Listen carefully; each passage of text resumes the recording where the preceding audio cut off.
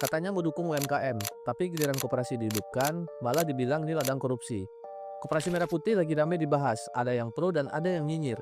Netizen dan sebagian elit yang nyinyir ini bilang, ini ladang korupsi baru, program ngambang. Tapi sebelum kamu ikut-ikutan nyinyir, yuk tarik nafas, simak data, dan pikir pakai logika. Pertama, duit rakyat balik lagi ke rakyat. Selama ini mungkin uang beredar hanya di kota-kota, muter-muter di mall, di bank, atau di perusahaan besar.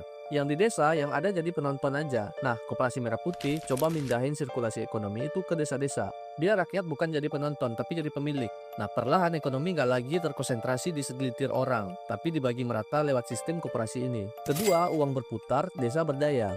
Ilustrasinya gini, petani punya produk, koperasi beli langsung tanpa tengkulak. Hasil dijual lewat koperasi ke pasar. Labanya kembali ke koperasi. Dan ujung-ujungnya, desa nggak cuma nunggu bantuan dari pemerintah, tapi bisa jadi motor ekonomi sendiri. Ketiga, nggak ada cerita lumbung pangan kalau nggak ada lumbung uang. Ketahanan pangan dimulai dari ketahanan ekonomi. Kalau petani nggak punya akses ke modal murah, mereka pasti kalah saing. Koperasi Merah Putih adalah jawaban lokal untuk masalah ini. Daripada ngemis-ngemis ke bank konvensional yang ribet dan penuh bunga, koperasi kasih solusi cepat, murah, dan sistemnya gotong royong. Keempat, ini bukan masalah gagasan, tapi siapa yang jalanin.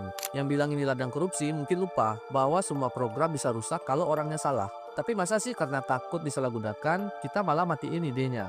Kalau gitu logikanya sekolah ditutup aja, karena bisa korupsi dana bos.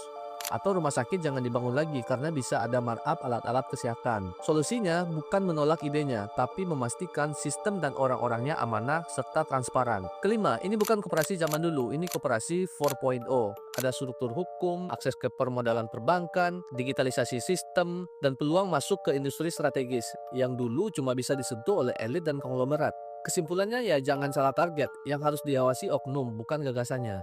Koperasi Merah Putih itu bukan sekedar proyek ekonomi, ini simbol kebangkitan ekonomi rakyat dari akar rumput. Kalau dikelola dengan benar, ini bukan sekedar koperasi, tapi kendaraan ekonomi yang berdaulat yang bisa bikin Indonesia mandiri dari desa ke kota.